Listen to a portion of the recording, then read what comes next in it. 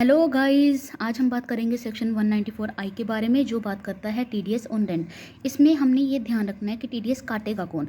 Any person other than individual और HUF. Individual और HUF के केस में हमने ये ध्यान रखना है कि उनकी जो टोटल सेल्स हैं, ग्रोस रिसीट या फिर टर्नओवर है ना बिजनेस और प्रोफेशन में, वो बिजनेस के केस में 1 करोड़ से ऊपर होनी चाहिए अगर हमने टीडीएस काटना है, और प्रोफेशन के केस में 50 लाख से ऊपर होनी चाहिए इस financial year immediately preceding the financial year, जिस साल में वो रेंट पे कर रहे हैं या फिर क्रेडिट कर रहे हैं। लाइक अगर हमने फाइनेंशियल ईयर 2023-24 का रेंट पे कर रहे हैं, तो हमने जो एक लिमिट चेक करनी है 1 करोड़ और 50 लाख वाली, वो फाइनेंशियल ईयर 2022 और 23 की चेक करनी है। हमने जो टीडीएस काटना है वो किस पे पे करना है?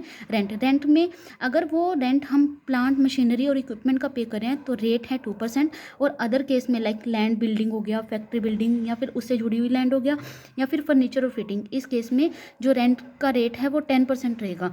और ये भी ध्यान रखना है कि जो हम रेंट पे कर रहे हैं वो रेजिडेंट को पे करना चाहिए, रेजिडेंट, क्योंकि ये सेक्शन 194 आई रेजिडेंट के केस में अप्लाई होता है।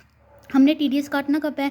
जब उस पर्सन के अकाउंट में वो रेंट क्रेडिट हो रहा है या फिर वो पेमेंट उसके अकाउंट में हो रही है, लाइक या तो हम कैश से पे कर रहे हैं, चेक से पे कर रहे हैं, या फिर किसी और मोड से पे करें। इनमें से जो भी जल्दी होगा हमने टीडीएस तभी काटना है। और एक बात और ध्यान में रखने वाली है कि टीडीएस काटने की लायबिलिटी तभी बनती है जब पूरे साल का रेंट मिला के 2,40,000 से ऊपर है। Thank you.